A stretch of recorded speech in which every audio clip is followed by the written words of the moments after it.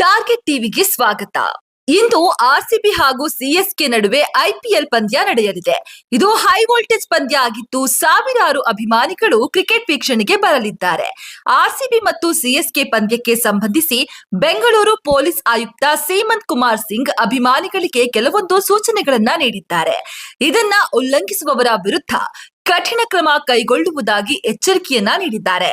ಸೂಚನೆ ಏನು? IPL ticket ಇಲ್ಲದವರು ಕ್ರೀಡಾಂಗಣದ ಬಳಿಗೆ ಬರುವುದು ಬೇಡ ಎಂದು ಸೂಚನೆಯನ್ನ ನೀಡಿದ್ದಾರೆ. ಒಂದು ವೇಳೆ ಟಿಕೆಟ್ ಸಿಗದೆ ಇಲ್ಲದಿದ್ದವರು ಬಂದ್ರೆ ಅಂತವರ ವಿರುದ್ಧ ಕ್ರಮ ಕೈಗೊಳ್ಳುವ ಸೂಚನೆಯನ್ನ ನೀಡಿದ್ದಾರೆ. ಮ್ಯಾಚ್ ವೇಳೆಯೂ ಕೂಡ ಯಾವುದೇ ಅಹಿತಕರ ಘಟನೆ ನಡೆಯದಂತೆ ಮುನ್ನೆಚ್ಚರಿಕವಾಗಿ ಹಲವು ಕ್ರಮಗಳನ್ನ ಕೈಗೊಳ್ಳಲಾಗಿದೆ. ಮೆಟ್ರೋ ಸಂಚಾರ ವಿಸ್ತರಣೆ.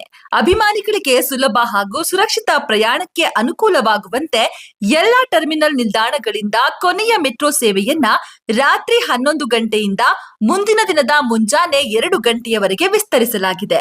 ವೈಟ್ ಫೀಲ್ಡ್ ಇಂದ ರಾತ್ರಿ 12:30ಕ್ಕೆ, ಚೆಲ್ಲಘಟ್ಟದಿಂದ ರಾತ್ರಿ 12:45ಕ್ಕೆ, ರೇಷ್ಮೆ ಸಂಸ್ಥೆ ಮತ್ತು ಮಾದವಾರದಿಂದ ರಾತ್ರಿ 12:45ಕ್ಕೆ, ಪಮ್ಮಸಂದದಿಂದ ರಾತ್ರಿ 12:30ಕ್ಕೆ ಹಾಗೂ ಆರ್ವಿ ರಸ್ತೆಯಿಂದ ರಾತ್ರಿ 2 ಗಂಟೆಗೆ ಹಾಗೂ ನಾಡಪ್ರಭು ಕೆಂಪೇಗೌಡ ನಿಲ್ದಾಣ ಮೆಜೆಸ್ಟಿಕ್ನಿಂದ 4 ದಿಕ್ಕುಗಳಿಗೆ ಮಧ್ಯರಾತ್ರಿ 1:30ಕ್ಕೆ ಕೊನೆಯ ಮೆಟ್ರೋ ಹೊರಡಲಿದೆ. ಕಳೆದ ಮಾರ್ಚ್ನಲ್ಲಿ ನಡೆದ ಪಂದ್ಯದ ವೇಳೆ 32,000 ಜನ ನಮ್ಮ ಮೆಟ್ರೋ ರೈಲುಗಳಲ್ಲಿ ಪ್ರಯಾಣ ಮಾಡಿದ್ರು. ಹೀಗಾಗಿ ಇಂದು ಕೂಡ ಹೆಚ್ಚಿನ ಅಭಿಮಾನಿಗಳು ಬರುವ ನಿರೀಕ್ಷೆ ಇದೆ. ಕಳೆದ ಪಂದ್ಯದ ವೇಳೆ ಹಲವರ ಮೊಬೈಲ್ ಫೋನ್ ಕಳ್ಳತನ ಆಗಿತ್ತು.